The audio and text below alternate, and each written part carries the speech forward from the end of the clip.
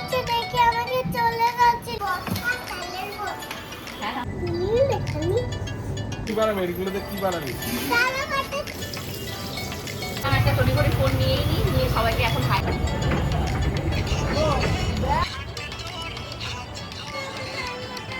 Last দুদিন ধরে হুট করে এত পরিমাণে গরম পড়েছে কি বলবো, রোদ্দুরে গিয়ে মোটে দাঁড়ানো যাচ্ছে না। এদিকে সকালবেলা 3-4 বালতি জামা কাপড় কাচা হয়ে গেছে, সেগুলো তো মেলার বন্দোবস্ত করতে হবে। আমি বললাম ঠিক আছে আমার কাছে দাও, আমি ছাদে গিয়ে মেলছি। কারণ গা হাত পা মুখ যে সমস্ত জায়গা মানে খোলা রয়েছে মনে হচ্ছে কি একেবারে পুড়ে বার্ন হয়ে গেল। তাড়াতাড়ি এখন ঘরে যেতে হবে, কারণ আজকের সুন্দর ব্লগটা তোমাদের সাথে শেয়ার করতে হবে। তো কারণ আজকের ব্লগটা ভিডিও থাম্বনেল আর টাইটেল দেখে বুঝতেই তো পারছো কতটা ফাটাফাটি এবং মজাদার হতে চলেছে।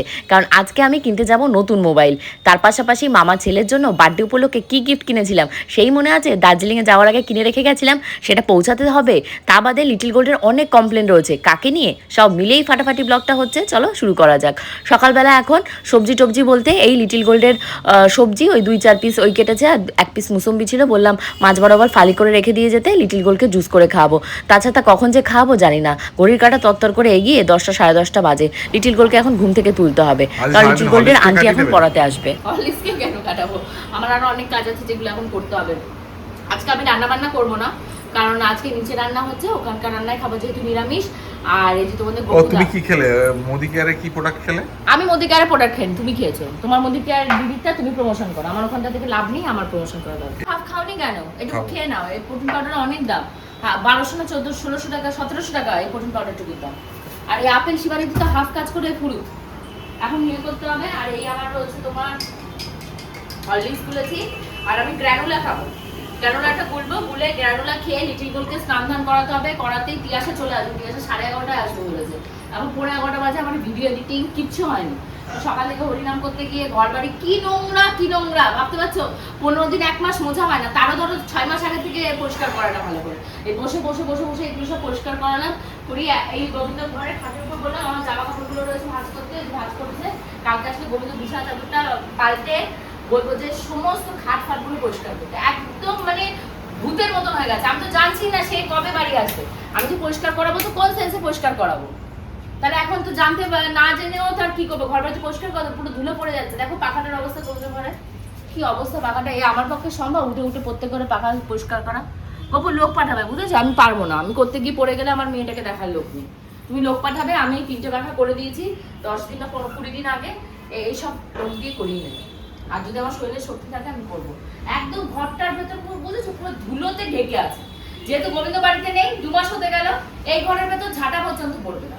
আমি যদি না থাকি এই ঘর না মুছে এভাবে চলে, বিছানায় তো ঝাঁটাই দেয় না। আর ফার্নিচার তো মোছা দূরের কথা, এইরা পুরো ময়লা। আসো দেখাচ্ছি, আসো। এই দেখো খাটের থেকে ময়লা দেখো, এই যে একটা টান দিলাম, আরো দিচ্ছি তোমাদের সামনে। ঠিক আছে, লোক আছে, লোক করে এই দেখো এইরকম ধুলো ময়লা। লোক বললে তো আসবে, যেতে তো আসবে না লোক। হ্যাঁ তো সেটা বলতে হবে তো, যাদের জানাতে হবে তো, নালে বলবো, জানাতে তো হবে। ঠিক আছে আমি কালকে লোক দিয়ে ওইগুলো পরিষ্কার করা দেব। পুরো ছবিগুলো দেখো, গোবিন্দের ফটো ফ্রেমের ছবিগুলোর অবস্থা খুবই খারাপ, ভীষণ খারাপ। এগুলো সব পরিষ্কার করতে হবে।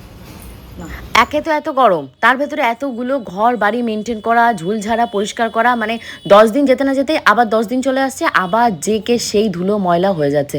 আমার একার পক্ষে জাস্ট ইম্পসিবল হয়ে যাচ্ছে। আমি বলছি এবার একটা এমন হাউস হেল্প রাখতে হবে যে সমস্ত কাজ আমার হাতে হাতে করবে, ইভেন আমার ভিডিওটাই। কারণ কি বলতো, একে ভিডিও করতে ডাকো, ওকে ভিডিও করতে ডাকো, এর মুখ ঝামটা শোনো, ওর মুখ ঝামটা শোনো। ভাই আমি টাকাও ইনভেস্ট করবো, আমি লোকের মুখ ঝামটাও শুনবো, এত কিছুর ভেতরে আমি কেন থাকবো? এই যেমন ধরো সকালবেলা আজকে খাবো রুটি, ডিম ভাজা, আর হলো মার পাঠানো আলু আর পটল ভাজা। তোমরা হচ্ছে ডিম ভাজা খাবো। হ্যাঁ আজকে স্যাটারডে, আমি ডিম ভাজাটা স্কিপ করে যাবো, ডিম ভাজাটা রেখে দেবো।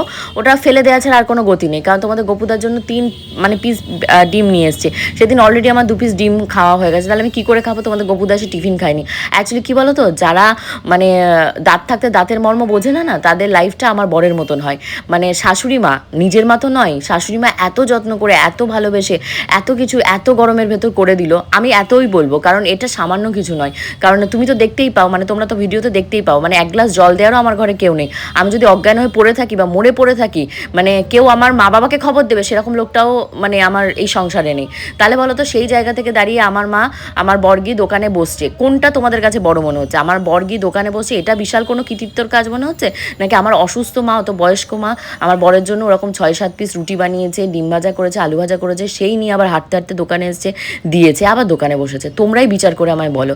কারণ কি বলো তো, ভোলা ভালা মানুষ, চুপচাপ মানুষ, এই সমস্ত দেখে হয়তো তোমরা আমাকে কমেন্ট করে বলো পার পেয়ে গেলে এরম লোক বলে সংসার করতে পারলে। না, সংসারটা আমি টিকিয়ে রেখেছি বলে তাই জন্য আমার সংসারটা টিকে রয়েছে। কারণ আমি যদি আরও 7 বছর আগে মুখ ফিরিয়ে নিতাম, কবেই আমার সংসার ভেঙে যেত। কারণ আমি অ্যাডজাস্ট করতে পেরেছি। আমার বাবা মার শিক্ষা এটাই যে অ্যাডজাস্ট কর, অ্যাডজাস্ট কর, অ্যাডজাস্ট কর। অ্যাডজাস্ট করে এই 10 বছরের সংসার আমার টিকিয়ে রাখা রয়েছে। নাহলে তোমাদের গপুদা যেমন টাইপের মানুষ, তোমরা তো দেখোই কোন দিক থেকে একটা মানুষের ভালো ক্যারেক্টার দেখেই আমি শুধু থেকে গেছি। তারপরেও যদি দেখি যে মানুষটা মানে সাংসারিক নয়, সংসারের দিকে মন দিচ্ছে না, এই মেয়ের ধরো স্কুল খুলতে আর মাত্র কয়েকটা দিন বাকি, তার ভেতর প্রজেক্টের কোনো কাজ হয়নি, এই তো আজকে আমি চলে যাবো, তোমরা বলবে আমি আমার মেয়ের প্রজেক্টের কাজ দেখি, আমি আমার ছেলে প্রজেক্টের কাজ দেখি, আমার বর এগুলো দেখেই না। তাহলে তোমার বর দেখেটা কি? নিশ্চয়ই সংসারে ইনভেস্ট করে, বাজারঘাট করে দেয়, নাহলে টাকা পয়সা দিয়ে হেল্প করে। তার টাকা পয়সা দিয়ে হেল্প করে দিলেই শুধু হয়ে যায়? একটা বাচ্চার রেসপন্সিবিলিটি কি শুধু একজন মায়ের? তুমি আমার বাবার কাছে দেখে আমাকে চলে গেছিল। দেখো আমার বাবা কি করেছে, আমার হাতটা কি করছে? আমার এইখানে কেটে গেছে। তুমি আমাকে শুটিং এ চলে গেছিলে আমাকে দেখে, তারপরে খেলা করতে চলে গেছিলে,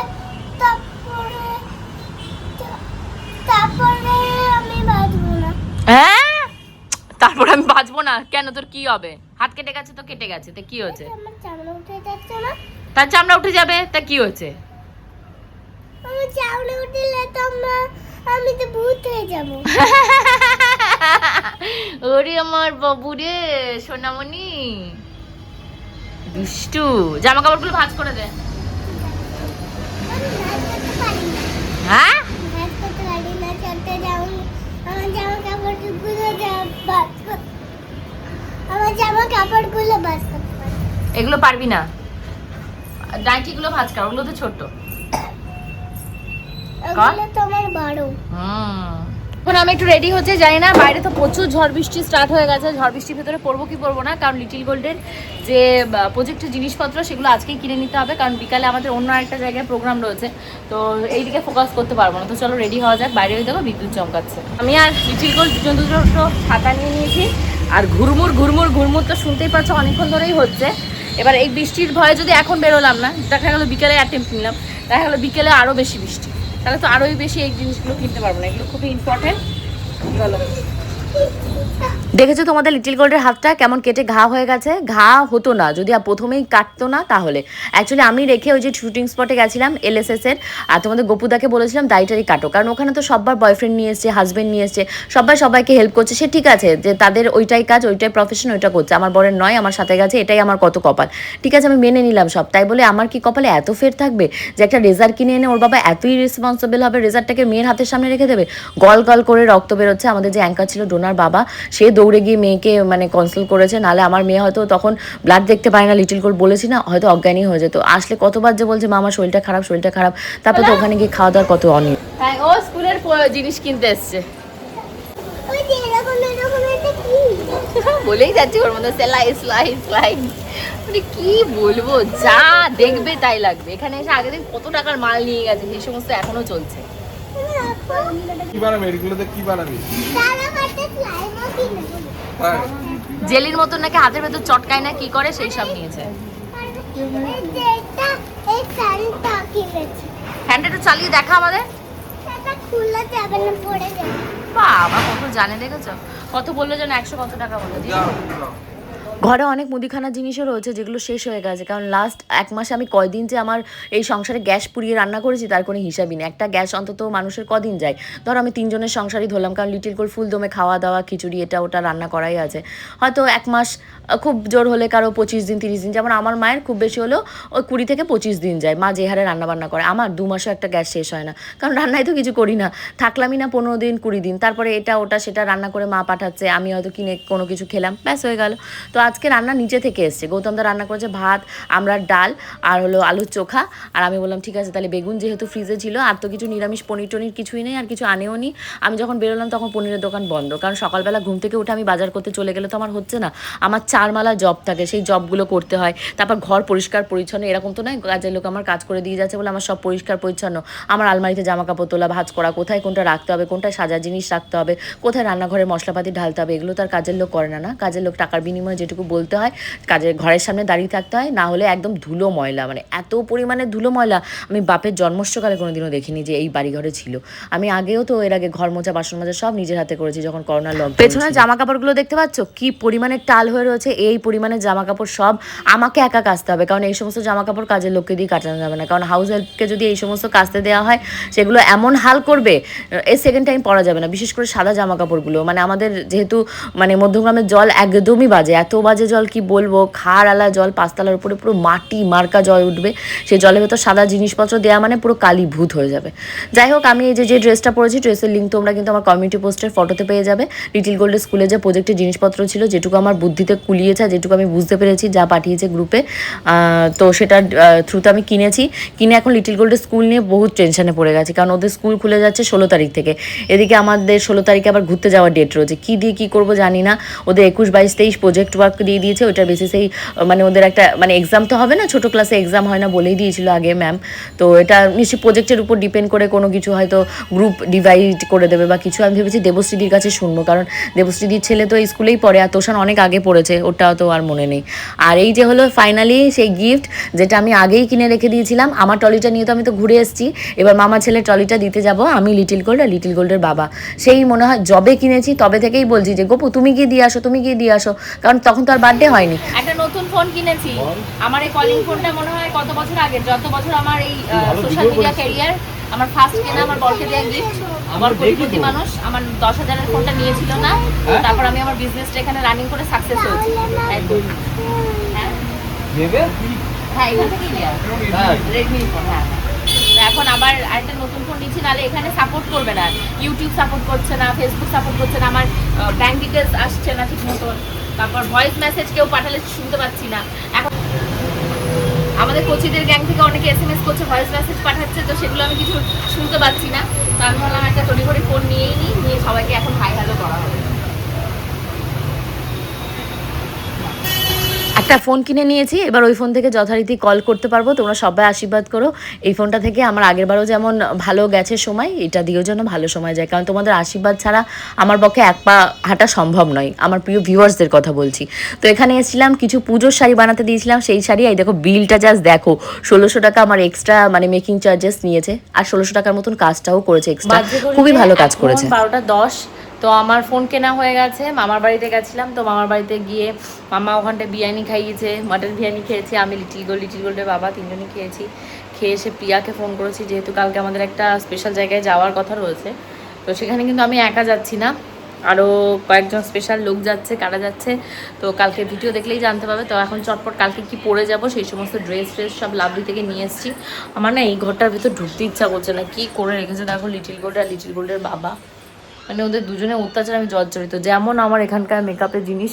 এইবার আমি ওই যে ভ্যাকেশনে যাচ্ছি, ভ্যাকেশন থেকে আসার পর যেহেতু লাইফটা একটু নর্মাল হবে, লিটিল গোল্ডকে নিয়ে, লিটিল গোল্ডের স্কুলপত্র সমস্ত নিয়ে একটু নর্মাল হবে, নর্মাল হলে এই সমস্ত সব গোছাগুছি করতে হবে, কারণ লিটিল গোল্ডের একটা ড্রেসিং টেবিল ভীষণই দরকার, নাহলে মেয়ে কী করছে বলতো, সব আমার জিনিসপত্র নিয়ে মেখে মুখে বসে থাকে, তো কিসের উপর বসে আছে, তেলের উপর বসে আছে। আর কি বলবো, আজকে একটা আমি নতুন স্ট্যান্ড কিনেছি, ট্রাইপড যেটাকে বলা হয়, এই যে একটা নতুন কিনেছি, কারণ আমার যে পুরোনোটা রয়েছে না, ওটার হোল্ডারটা নষ্ট হয়ে গেছে, একটা স্টকে রাখি, আর কোনো সময় লাইভ টাইভ করতে গেলে, আজকে যেমন ভেবেছিলাম একটু লাইভ করবো, ওই যে এই পাশে মন্দির, তো লাইভটা আর আজকে করা হয়নি, কালকে গোবিন্দর ঘরে বিছানা টিছানা তুলে সব শিবানীদের গোছাতে বলবো। ফোনে আমার হোয়াটসঅ্যাপ আর যা যা ব্যাঙ্কিং ডিটেলস ফিটেলস ছিল এগুলো আপডেট নিতে প্রচুর টাইম নিয়েছে। তোমাদের গোপুদা তো দোকানে ঘুমিয়েই পড়ছে, আর বারবার করে বলছে বাড়ি চলো বাড়ি চলো। এবার একটা কাজ মাঝপথে তো ছেড়ে আসা যায় না, তোমাদের গোপুদার না এই জিনিসটা আমার সব থেকে খারাপ লাগে, মানে উনি হয়তো গাছ পর্যন্ত তুলে দিল, যখন ফল দেবে সেই টাইমে উনি হাওয়া, মানে ক্রেডিটটা কি হলো, ওই যে লোকটাকে গাছে তুলে দিল সেই লোকটা ফল পেরে নিয়ে চলে গেল, ওনারই ক্রেডিট হলো। সারাটা জীবন এই করতে করতে এখানে এসছে, আর আমার নীতি কি, আমি গাছেও একা উঠবো, ফলটাও আমি একা খাবো, ক্রেডিট যখন নিতে হবে আমি পুরোটাই নেব। আমি রান্না করব দাঁড়িয়ে দাঁড়িয়ে, আমি শুধু ক্রেডিট নিয়ে নেবো যে আমি রাঁধুনি, এদিকে আগানে যোগানের কাজ আমি করে আমি হলো লুলুবুলু হয়ে থাকবো, আমার ওই কাজ করা দরকার। আমি ওরকম রান্নাও খাবো না, ওরকম লোকের বাড়িতেও যাবো না। তো যাই হোক, হোপফুলি আজকে ব্লগটা ভালো লেগেছে, কালকে ব্লগ নিয়ে আসবো ঠিক দুপুর 2টোর সময়। বাই।